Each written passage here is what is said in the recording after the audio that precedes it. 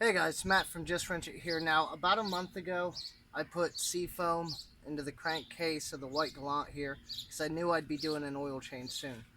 You're supposed to leave the Seafoam in the crankcase for about 200 miles. I went a lot over that. I actually ran it for about 500. Car's still been operating fine, so I don't think there's any issues there. But we've come to time that push came to shove and we got to get this oil changed. So I went to the store, I bought some stuff, we're going to get it done. I'm going to show you what I'm doing. And the key of changing your own oil, you don't necessarily save a whole lot of money depending on how you shop, but it does allow you to put some better motor oil, maybe use a better filter, and also the peace of mind of knowing that the job's done right. You can kind of see if there's any leaks. It's just a good idea, especially, um, even if you just tinker a little bit. It's a good idea. It gives you an idea how your car's running. You'll know if you have any major leaks or anything weird going on. So definitely recommended. Like I said, you don't save a whole lot of money, but chances are, if you're going and getting an oil change somewhere, they're just using baseline products, baseline oil, baseline filter. So this will allow you to use something a little nicer. In my case here, I have high mileage, uh, full synthetic oil, which if I were to get that at an oil shop to have it changed, it's probably going to cost me upwards of $50. I think everything I have here ran me about $20 ish. Sorry, sweat is getting in my eyes. It is baking out here, guys. And I am ready to get this done and get inside. I have everything cleaned up for the most part. So let's get this done and over with. Now, one of the first things you want to do is pull off your engine oil fill cap. It's usually on your valve cover, depending on your car.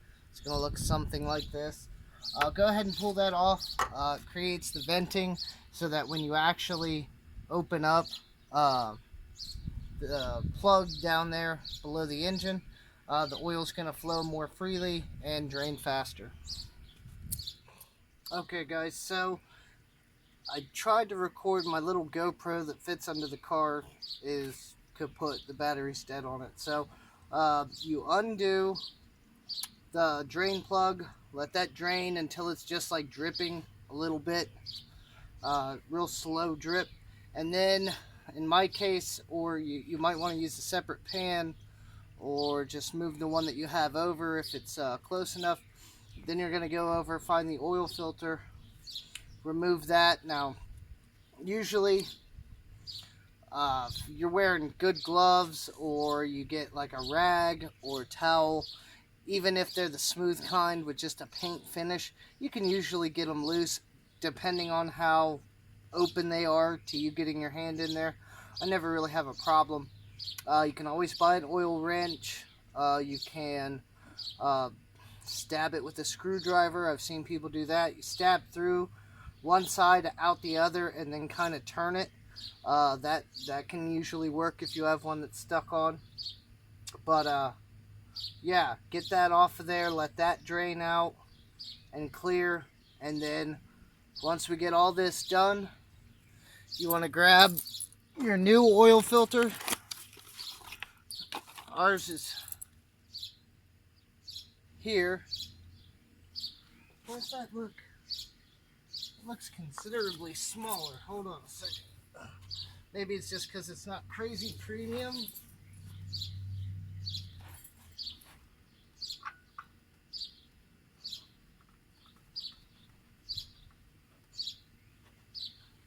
Yeah, I don't know if you can see me down here. Probably not, but yes, it fits. It's a lot shorter. It's just because, like I was just saying, it's not a premium oil filter. Now, sorry guys, I'm doing the best I can. I'm not really on my game yet as far as some of these car repairs and things go. I just want to get back to it, and I'm still going to be a little awkward, so bear with me. I know these haven't been the best series of like how-to or helpful videos with technical difficulties and everything, but so what I do, what my dad taught me was to rub some used oil around the rubber gasket here on the oil filter, just like so. It's just going to help keep that rubber, it's going to help keep the rubber in good condition, help maintain that seal over time so it doesn't dry rot. Now you could use new oil. I mean, it's really, I'm guessing there's something about the old oil that maybe makes it better, but you could use new oil, I would imagine. It wouldn't do much difference. But one of the main things that, sorry, I'm opening the oil as I'm going. There we go. F it. One of the things that I've never really done, I'm going to do it here for you guys. I have, and I quote, changed oil I can't count how many times. And I've never had a problem with it. Some people claim, I imagine if you had like a really expensive car and you wanted to make sure that nothing was going to happen, you can fill, or at least partially fill, put some oil in your oil filter to make sure that that first crank isn't a dry one. That's the reasoning most people put behind it, so that you don't dry run your engine for a second. I don't know. I've never had a problem with it, but you can do it.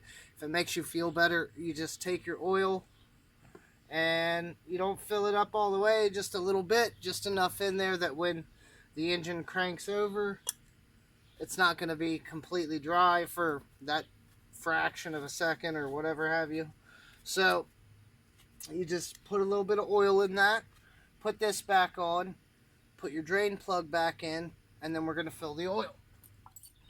Kind of give you an idea. I mean, even in the sunlight, when the oil's thin, I mean, this stuff looks red, kind of like reddish. It's dirty. I mean, I see all kinds of debris in it. So I'm betting that that Seafoam did loosen up a lot of deposits. Like I said, I ran it much longer than normally.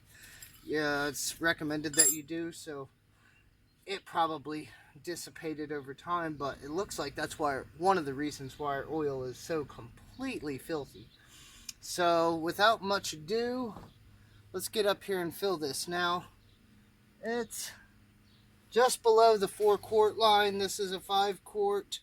Now if you're really cool, you can go get a funnel, or if you don't mind a little bit of mess like that, oh geez, then you can just pour. You'll wipe that up with a towel later. See, I'm impatient. That's my problem. Sometimes. It just depends. Right now I want to get this done. I'm dying out here. Hot. Sun won't quit. That's probably pretty close. Yeah. Okay. So, get your towel. Clean up the mess you made because you're impatient. If you're impatient like me. Or just tired of the heat. Honestly, usually I'm a little more careful. But today I've been working on cars since yesterday. Did yesterday all day. It's about halfway through the day today. I think it's like 5 something. I want to relax. I want to get out of this heat. I want to be done with this. So, now we've got the oil in there. You want to grab your dipstick. Pull it out and clean it first to get a good reading. Dip it back in. Now there's going to be a couple of ways. Yeah, I'm good. I'm actually a little over full, it says, which is fine by me. But mine here has these notches for the levels. They don't even say anything. You're just supposed to know that's low, that's high. Anywhere in between there obviously is good. Some have like a scoring into the actual dipstick itself that has cross thatching, which shows you the acceptable range. So in that case, just pay attention to your specific car and what kind of dipstick it has to read the level. And that's it, guys. In this case, the oil change is done. And yeah, we got the Seafoam out of there finally after 500 miles. And I think I'm finally done for the day. I cleaned up most of what I had out here already, so really, this is going to be quick. I'm going to go cool off, guys. This is ridiculous out here. Everybody says they're waiting for nice warm weather to work on vehicles. That's a bunch of crap. It's hotter. I'd almost rather be cold and go inside and warm up than be out here in this heat on this black driveway. Okay, guys, don't forget to like, comment, and subscribe. If you want to see more content, there's going to be more flowing out soon. And then, yeah, I don't know, guys. I'm going to go cool off, drink a beer. All right, I'll talk to you later.